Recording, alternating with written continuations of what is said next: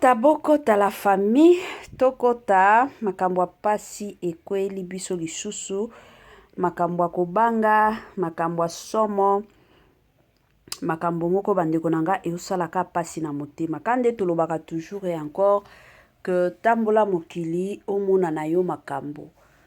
Na mokili ya lelo eza kaka bolali bolamuki na ba dossier ya sika, na mokili ya lelo ekomi kaka bolali bolamuka na makambo ya sika bandeko na ngai.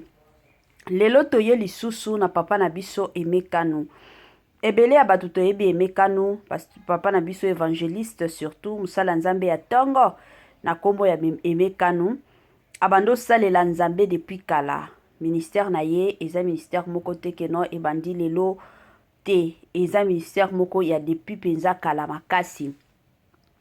Alors quand ndenge boyebi bino moko, ça n'a pas été facile na côté ya papa na biso emekanu.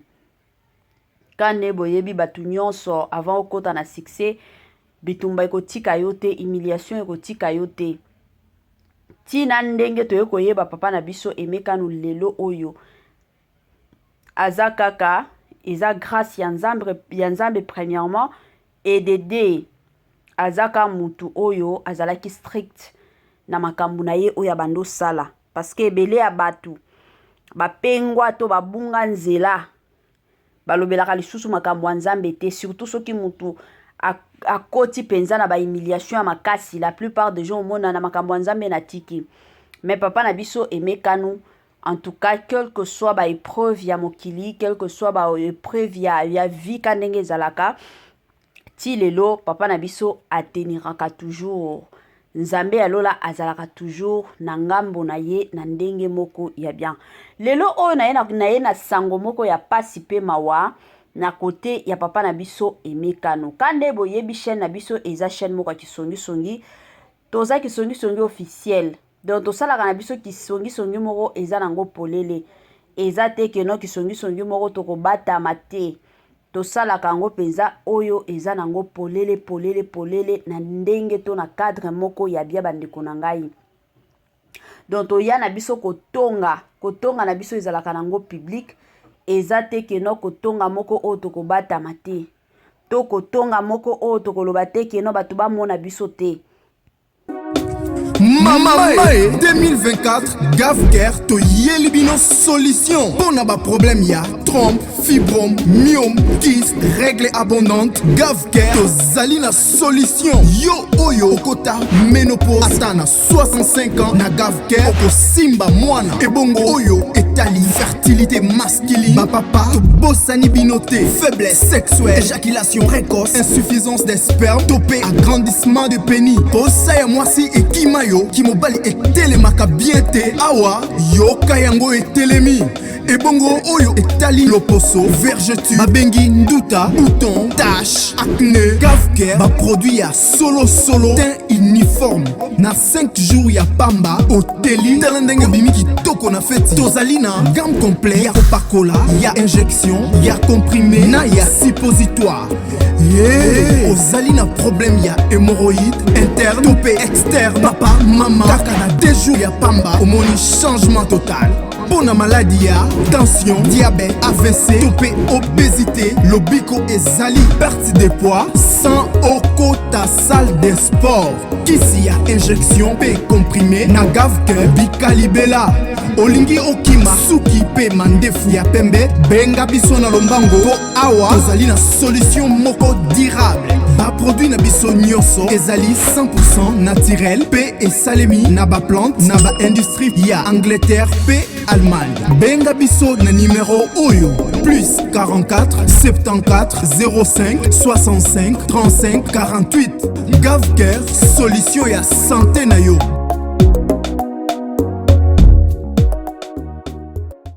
Moi, sensibilisation la famille, quand de bomo na Gavker azawana, aye penza na ba solution ya kilikili, aye penza na ba solution ya kafu, aye penza na ba solution ya bien penza mingi makasi. Quand de tolobaka toujours et encore, bikalibela na Gavker, yo oza na posa mwana, osimba mwana, na Gavker nde place ko simba mwana na yo. yo oza na posa penza ka ndenge ezalaka bandeko na ngai mokongo esalaka yo pasi mosusu kolemba bavertige moko boye mata kita basolution nyonso eza ka na Gave Cœur. Obota bana omoni ke eza na mwana mosusu moko aolobaka te, mwana aza kaka me mwana kitoko ekozala malamu benga Gave Cœur aya pe asunga yo na ndenge moko ya kitoko. Bonjour, bonsoir et surtout bon après-midi, et cela ne dépendra qu'à l'heure à laquelle vous allez nous suivre. Bienvenue surtout sur notre chaîne Kisongi Songi officielle. Bienvenue na balandi nyonso ya kala, bienvenue na ba o nyonso ya sika. Boye imalamu kandenge tolobaka, soki ezambala na yo liboso ya okota na chaîne na biso ya Kisongi Songi officielle, to senga na yo kaka o s'abonner massivement. Tango ozo s'abonaka bongo kobosa na pete ko klikaka sur ngonga ya notification. Ngonga wana malamu na yongo ezalaka tango ozo klikaka bongo. Chaque fois que Kisongi Songi officiel akobanda komemelaka biso ba video ya sika, ozala na besoin te ke nona luka Kisongi Songi officiel ango ezalaka wapi te. Directement ozala informé que video ya sika ekoti. Objectif na biso pona mois ya octobre ezake tito silisa mois ya octobre to totaliser 5000 abonnés na Kisongi Songi officiel et kosala biso malamu. Tiela biso moi j'aime, salela biso moi commentaire et kosala biso bien bandeko nanga tolelaka ba commentaire na bino na ndenge moko ya bien. Voilà. Lelo toye na makambo ya papa na biso Aimé Kanu. Ebele ya batuka nde na uti koloba tolingaka papa na biso Aimé Kanu, to sepelaka na ndenge ayembaka. Mosu na obenga ye pasteur, azana ye pasteur te. Toyebi ke la plupart ya ba musiciens na biso gospel mingi bakoma na bango kaka soki akomi koyemba, après un moment donné omona yepe akomi pasteur, bakomi kobenga yepe pasteur. Mais pona papa na biso Aimé Kanu aboya na yeba makambo wana. Congolais partout oyo ozali na monde entier, offre oyo ezali spécial pona yo parce que ozali mwana mboka, mabele ya mboka batekelaka ngo bapaya te. Congolais tala mabele oyo ezali komonana, ezali plat à 3 minutes ya boulevard Lumumba, route nationale numéro 1 awa na kati ya Maluku, à quelques minutes ya péage ya Menkau oza mobimba na $750 ya pamba, ozui 15 mètres sur 20 na yo, y compris les documents administratifs na kati. Donc okozwa ba documents ya quartier, okozwa ba documents ya commune, okozwa tous les documents possibles oyo esengaka mutu azwa pona parcelle na ye. Pe oza na possibilité ya kosomba a crédit soki ozo somba plus. Ah oui, tolobaki te, tolobi bien, y compris les documents. Opesi mbongo na yo, oza na droit ya terrain 15 mètres sur 20, ozali na droit ya ba document administratif nyonso tu. Voilà, moi ba mapango akoteka yango yo, bandeko nanga ba mapango toteka yango na $750 ya pamba, oyebi ke osombeli mwana na yo lupango. Toboyi lelo tolobi ezalaki no mama Kisongi Songi officiel obetela biso lisolo te pona makambo mapango te. Ba makopi ya mapango yango yo osombeli bana na yo ekozala penza malamu mingi. Sombaka lupango tango osombaka na $750 ya pamba, mikanda eza kuna osombi mbala moko soki oza na bambongo na yo ozala na posa ya kobanda otongisaka, obandi deja kotongisaka bandaku na yo ekozala malamu mingi. Voilà. Tokota na sujet na biso kande to obeta masolo ya papa na biso Aimé Kanu. Koya kolala kolamukaka boye, toye komona ba video ya pasi na page ya ye moko papa na biso Aimé Kanu. Ezata te ke no bato ya internet parce que ebele bato tozalaka bato ya internet, bato ya lokuta, bato ya internet emataki ekitaki te. Video wana papa na biso ye moko Aimé Kanu atiaki yango na page na ye ya Facebook. Azui pe ba photo atia yango na page na ye ya YouTube. Batu o bazalaka déjà connecté na chaîne na ye ya YouTube ba omona na community. Aye kotia po na ye akumisika nzambe. akomisi nzambe pona événement oyo euti ko se passer na vie na ye. Papa na biso asombaki ndako. Kande mutu nyonso asombaka ndako na ville na biso ya Kinshasa, atongisaki ndako na ye kitoko, kitoko penza. Kolala kolamuka, érosion koleka ka na ndako na ye. Bino moko boyebi tango érosion elekaka. Érosion ezalaka ndako mobimba ekota na se ya mabele. Parce que ezalaka na ba situation mosusu peut-être on ndako ekweyaki. Tango ndako ekweye, peut-être mosusu mutu akoki ko retirer ta batol, a retirer moi ba brique, a retirer moi biloko ndako. Mais c'était pas le cas na situation ya papa na biso Aimé Kano. Yaye penza érosion et salamaki ndako na ye ekoti na se ya mabele. Donc ndenge to loba bongo, papa na biso Aimé Kano a perdre tout, a récupérer ata eloko moko te. Parce que nyonso penza ndako mobimba nyonso ekoti penza na se ya mabele bandeko nanga. Et eye ko salema bongo 4 jours avant son anniversaire. Bandeko nanga, elelisaki papa na biso Aimé Kano comme toza basala nzambe, eza na ba situation mosusu. Soki nzamba fongoli yo misu, ayebisi yo ke na préféré ndako na yo kende na érosion bongo ke yo moko okufa. Mosusu oloba merci Seigneur. Natan akolele kozala te. En tant que bana nzambe eza na ba situation moko eyelaka biso bandeko nanga ka nzambe nde ayebaka, et aussi biso pe toyebaka ngo na suka. Ndo oya ko comprendre, oh voilà pourquoi ezalaka toujours bongo. Eza na makambo mosusu nzambe alakisaka biso, eza pe na ba makambo mosusu nzambe alakisaka biso te. Ye moko ka asalaka na kibonzambe na ye. Kande na lobaki na ebandeli, papa na biso Aimé Kano aleka na ba humiliation ya makasi. Ebele ya batu na mboka na biso toyebi situation wana. Ebele ya batu toyebi. Aleka na ba épreuve moko pas possible. Soki ti lelo azo tenir kaka kozala musala nzambe, azo tenir kaka ko servir nzambe, ayebi sekele.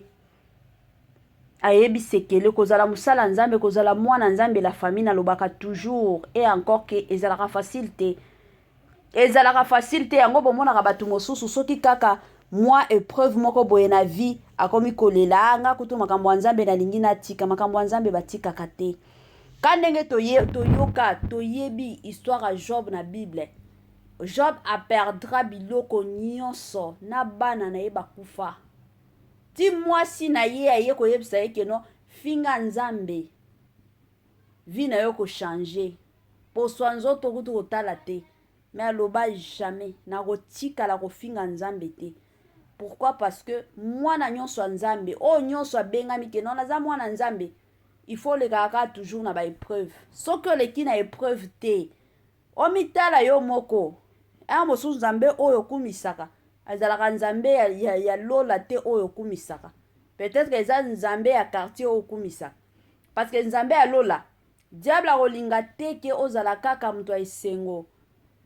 Mona ka nzamba pamboli yo kote mosusu alukeli yo ka likambo moko ya nkafu oyo ekolelisa yo. Poka baloba nini? Tolobaki nini? Yango nzambe na ye nzambe oyo asambelaka eske azalaka nzambe penza ya solo, ezalaka bongo. Yango bandeko nanga mwa lisolo na lingaki na partager na bino concernant papa na biso Aimé Kano. Yango na eko senga na ba chrétien nyonso nyonso balandaka kisolution officiel de partout dans le monde. En tout cas, tant au sambelaka, kotiaka pe basala nzambe na maboko ya nzambe.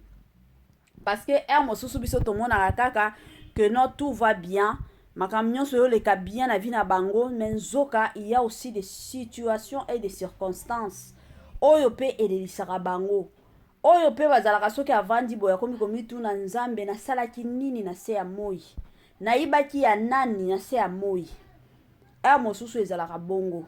Yango ezalaka toujours ya motuya ozana ndako vandi mosusu kanisela pe basala nzambe mosusu kanisala pe musala nzambe moko boye oyo yebi de toi-même, de ton côté, tu te dis que non, mutu oyo natia ye penza na ba prière na sambela pe pona ye nzambe amona ya lola amona ye pe parce que balekaka na ba situation moko bandeko nanga ka ndenge na lobaka toujours situation ya pasteur na biso Mike Kalambai ezalaka facile te eza situation moko bandeko nanga elelisaka eza situation moko bandeko nanga esalaka ka pasi na motema mais de l'autre côté toza na eloko koloba te eloko ka tokoki kosala eza ka prière mutu oyo abengami mutu oyo penza aza na appel ya kibonzambe bandeko nanga vi na ye ezalaka facile te akoki kozala lelo azoseka mais lobi kuna omonaka ba épreuve moko boye mais ba épreuve wana eza te keno eza épreuve moko koya koboma ye tete koyaka koningisa ye et puis succès na ye lisusu emati ezalaka bongo donc yango na ye kopesaka courage na papa na biso emekanu ka ndenge oyebi liloba nzambe ka ndenge oyebi makambo ya nzambe ndenge etambolaka en tout cas nzambe alola a continuer toujours ko fortifier yo a continuer toujours ko consoler yo wana penza eza prière na biso ya biso kisongi officiel bato ebele baloba mama lelo oyo nini okoti na makambo ya nzambe nazalaka mwana nzambe la famille Congolais partout oyo ozali na monde entier offre oyo ezali spécial pona yo parce que ozali mwana mboka mabele ya mboka batekelaka ngo bapaya te Congolais tala mabele oyo ezali komonana ezali plat à 3 minutes ya boulevard Lumumba route nationale numéro 1 awa na kati ya Maluku à quelques minutes ya péage ya Menkau oza mobimba na $750 ya pamba ozui 15 mètres sur 20 na yo y compris les documents administratifs na kati donc okozwa ba documents ya quartier okozwa ba documents ya commune okozwa tous les documents possibles oyo esengaka mutu azwa pona parcelle na ye pe oza na possibilité ya kosomba a crédit soki ozosomba plus ah oui tolobaki te tolobi bien y compris les documents opesi mbongo na yo oza na droit ya terrain 15 mètres sur 20 ozali na droit ya ba document administratif nyonso tu